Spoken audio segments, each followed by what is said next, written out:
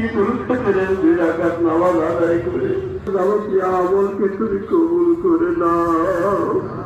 আমাদের আমলের মধ্যে ভুল ত্রুটি বাদ দিয়া যদি কিছু সব হয় সাইয়্যিদুল মুরসালিন আল্লাহ হযরত আদম আলাইহিস সালাম থেকে পর্যন্ত যত আম্বিয়া আলাইহিস সালাম ও সাহাবায়ে কেরাম রাদিয়াল্লাহু তাআলা তাবিঈন মুজতাহিদিন মুহাদ্দিসিন মুফাসসিরিন আউলিয়া ইকরাম বুজুর্গান দ্বীন আয় আল্লাহ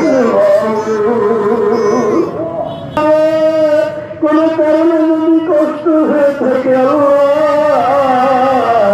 আপনি তাদের কবর আল্লাহকে মাফ করে দেন আল্লাহ। আল্লাহ আল্লাহ তো এটাকে সারা দিয়ে গেছে দুনিয়ার উন্নত করা যায়, কিন্তু তোমার ডাকে কেউ চলে গেলে তার সাথে আমি কোনো পৌঁছে যাবে আল্লাহ। আল্লাহ আমি যাদের এলাকার অনেক মুরব্বীরা ছিলেন প্রতিদিন নামাজ পড়ছে আল্লাহ, আজকে আমরা তাদের চেহারাগুলি আর দেখতে পাচ্ছি না আল্লাহ। তার ভিতরে আমার একজন মুরব্বী করে মহব্বত করছেন, আমি হামলাপুর মানে কবল করেন আল্লাহ।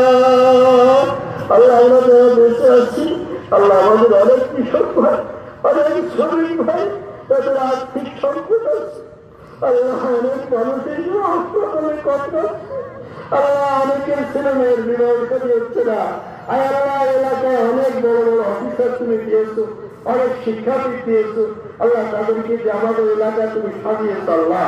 আল্লাহ আমাদের এলাকায় তুমি শান্তি দিয়ে দাও আল্লাহ। আল্লাহ আমরা মিলেমিশে যেন সকলে ভাই ভাই আত্মীয় স্বজন মিলে আমাদের এই গ্রামটাকে একটা ঐতিহ্যবাহী আদর্শ গ্রাম হিসাবে আমরা গড়ে তুলতে পারি আল্লাহ। তুমি তো উচিত দাও আল্লাহ, আমাদের ব্যবসায়ী ভাইদের থেকে বরকত দাও, ব্যবসায়ী বরকত দাও, চাকরি ভাইদের চাকরি যারা করে আল্লাহ তাদের পদোন্নতির ব্যবস্থা করে দাও আল্লাহ। এই দেশের প্রতি তোমার খাস রহমত নাজিল করো আল্লাহ। এই দেশের স্বাধীনতার সর্বভূ থেকে পরিপূর্ণ রাখো আল্লাহ।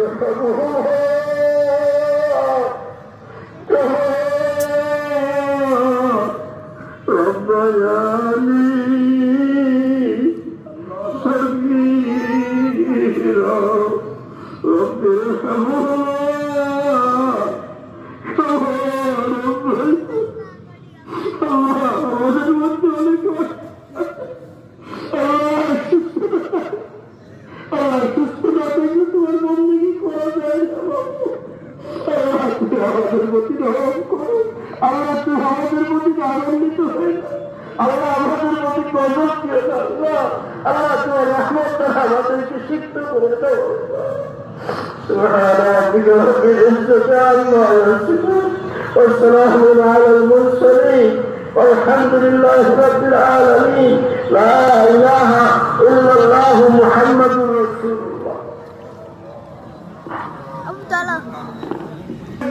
আজকের নামাজের বিভিন্ন সংস্থান এবং অত্র অঞ্চলের নেতৃত্বদান সামাজিকভাবে আমরা আজকে দেখতে পেলাম গত আগামীতে আমরা সামাজিকভাবে প্রত্যেক ঘরে ঘর থেকে 100 টাকা করে আমরা টাকা পয়সা উঠানোর নামাজের দায়িত্ব উন্নয়নের জন্য সেই জন্য আমরা সামাজিকভাবে প্রত্যেক ঘরে ঘরে প্রত্যেকে আমরা আলহামদুলিল্লাহ আমরা যেটা শুনলাম কারণ সভাপতির সাথে আলোচনা করলাম, সেক্রেটারি সাহেব বললাম এখানে আমাদের প্রধান শিক্ষক আছে, বাচ্চা বিষয় আছে, কালাম মন্ডল আছে, আলোচনার সাপেক্ষে আমরা আপনারা সামাজিক ভাবে দেবেন। জালসায় গেলে আমরা সামাজিক ভাবে 100 টাকা ধার্য করে কালেকশন করি। একই ভাবে ঈদগা তো মেরুদণ্ড, ঈদগা নিয়েই তো মাদ্রাসা কালেকশন হচ্ছে না, কি বলেন? ঈদগা যদি না নিয়ে আপনারা নিজেরা চিন্তা করেন।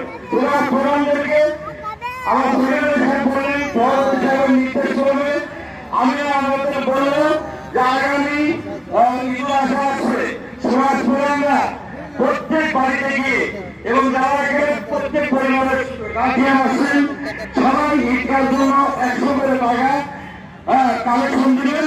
সমাজ প্রধানের জন্য আপনার বাড়িতে 2 বার 3 বার না যায়। হ্যাঁ আলহামদুলিল্লাহ। আপনারা রেখা রাখবেন।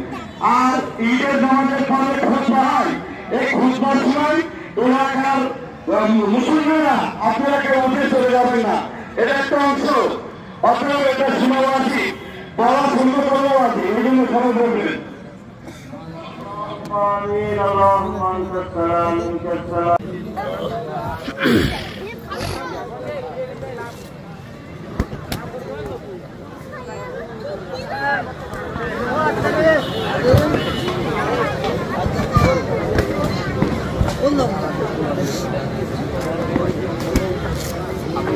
আসো আগে বাড়ি